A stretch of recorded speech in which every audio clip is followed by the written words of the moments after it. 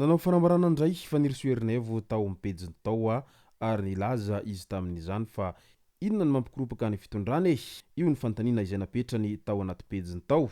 Ka ny pitsopitsony mahakasika an'izay ny fakafakena amintsika atao anatin'ity vidéo ity ka manasa antsika rehetra anaraka an'ity vidéo ity hatramin'ny farany.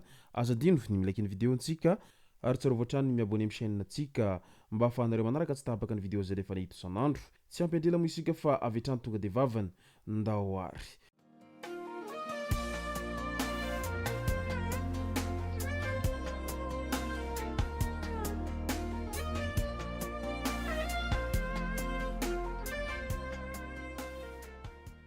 Ny tonga tsy miaraba hono na mantezitra ka dia faly miaraba isika rehetra mpanaraka tsy tapaka an'ity chaîne ity tenako amin'ny androandroany ity arakin'izay efa natsipiko zay dia ny mahakasika ny fanambarana izay nataon'ny fanirisoerinay tao am-pejiny tao no tena iompanantsika atao anatin'ity vidéo ity fa milohan'izay dia andao aloha resantsika ireto tsara ho fantatra manaraka ireto. Niteraka resabe tao an-tambazotra tserasera-ndray ny mahakasika an'ilay ireo olona izay tratran'ny fanampozinana ara-tsakafo tena Ambohimalaza izay natao evaza any Maurice any.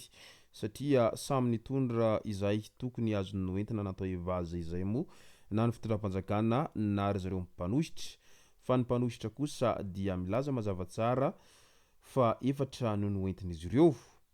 Misy milaza mantsy fa tsy ao amin'ny hôpitaly ireo marary efatra izay natao evaza izay noentiny ireo mpanositra. Tsy ao amin'izy ireo izany ireo marary efatra noho ny fanampozinana ara-tsakafo voalaza fa nalefa ny mpanositra any an-toerana araky ny fampitam-baovao izay voalaza tany amin'ny Hainao Manjery TVM hatrany. Nangataka fanazavana tamin'ny tompon'andraikitra avy ao amin'ny masovohin'i Madagasikara Maurice ity toeram-pitsaboana ity ary milaza fa handray fepetra ho hatrany ny fampitam-baovao. Ny fototry ny olana raha ity vaovao ity noraisina dia natao nakana taratasy fotsiny ilay toeram-pitsaboana saingy tsy nisy niditra tao ireo marary ary niandrasan'ny rehetra mofy izay fanazavana avy amin'ireo mpanositra taorian'izay fanambarana izay.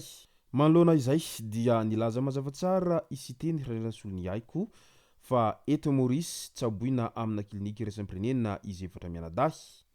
Ireo sary izay zaraina dia manapirofo ampahatsorana fa ao amin'ny klinika iraisam-pirenena tokoa izy ireo ary arahy maso sy karakarainy ny mpitsabo amin'ny fomba mendrika. Ny fanoherana dia nampanantenina sy nanatanteraka ny fiarovana ny fiainan'izy ireo ary nanome antoka fa ny fitsaboana sy ny filan'izy ireo rehetra dia ho voaloha sy voakarakara.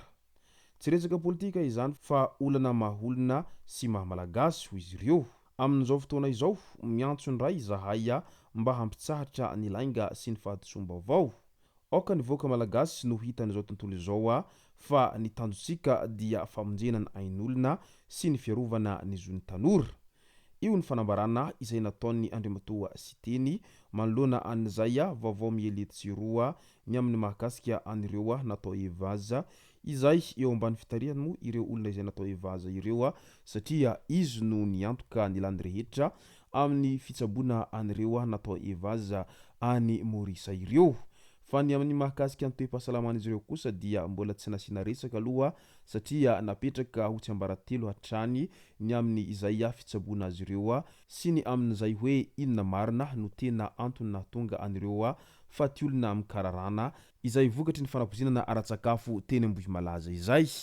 Ary mbola mipetraka foana ny fanontaniana amin'izao manao hoe tena dadarabe ve sa tena fanampozinana ny natao no nahafaty an'ireo olona izay marobe teny Ambohimalaza izay sa inona no tena tao ambadika an'izay fanampozinana ka nahafatesan'olona maro izay tena nioatra ny 30 be izao vokatry niny tsingerataona teny Ambohimalaza iny. Eo ampiandrasana an'izay indrindra isika amin'izao fotoana izao ary aingane samby ahazo valy mafapo avokoa ny rehetra aorian'izao fiverenany ireo izay mararo ny tsaboina any Maurice izao ary aingane ihany koa mba ho sitrany soamantsara izy ireo mba ahay tantara amin'ny fianakaviana tapaka sy namana amin'izay fikarakarana azy ireo tany Maurice izay. Ary isorana manokana raha teo ihany koa Andriamatoa Siteny izay nanao aintso zavatra amin'ny fandraisana an-tanana izy ireo amin'izao fandefasana azy ireo ho tsaboina any Maurice izay hita fa tsy vola kely nolany amin'izany fa vola mankarena satria ny fitsaboana any ampitan-dranomasina tena hita fa lafo dia lafo raha oharina amin'ny fitsaboana ao Madagasikara ao.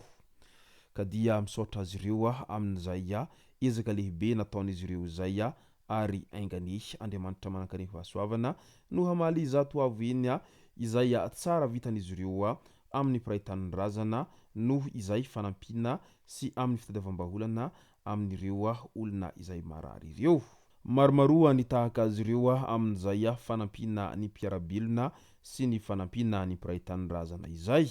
Andao amin'izay ho resantsika ny mahakasika ny fanambarana izay nataon'ny faniriso Herinaivo tao anatin'ny pejiny tao. Mahakasika an'izay fandefasana anireo victime nalefa any Maurice ireo an-trano no antony fanambarana izay nataon'ny faniriso Herinaivo izay. Nilaza moa izy tao amin'ny pejiny tao fa nalefa any Maurice ihany koa ny victime izay 5 izay horaisina amin'ny fanoherana an-tanana ny fitsaboana azy ireo sy ny fikarakarana azy ireo. Rehefa tsy hanao ny fitondrana ho izy hatrany dia aleo zany horaisiny mpanohitra an-tanana izay fanampina ny pirahitanin'ny razana izay. Ka nametra-panontaniana ihany izy manoloana an'izay rehetra izay ny aminy hoe inona moa no mampikiropaka ny fitondram-panjakana manoloana an'izay toe-pahasalaman'ireo zay nalefa evaza any Maurice izay. Apetrahanareo ireo ankizy mitsabo tena ireo mba hanana sansy ho velona amin'izay fitsaboana mahazo azy ireo any Maurice izay. Satria manahy mafy ireo ankizy ireo ny amin'ny ain'izy ireo noho ireny fahitan'izy ireo ny naman'izy ireo izay efa nolazaina fa nihatsara ny toe-pahasalamany rehefa aveo niverina narary ka maty ireny.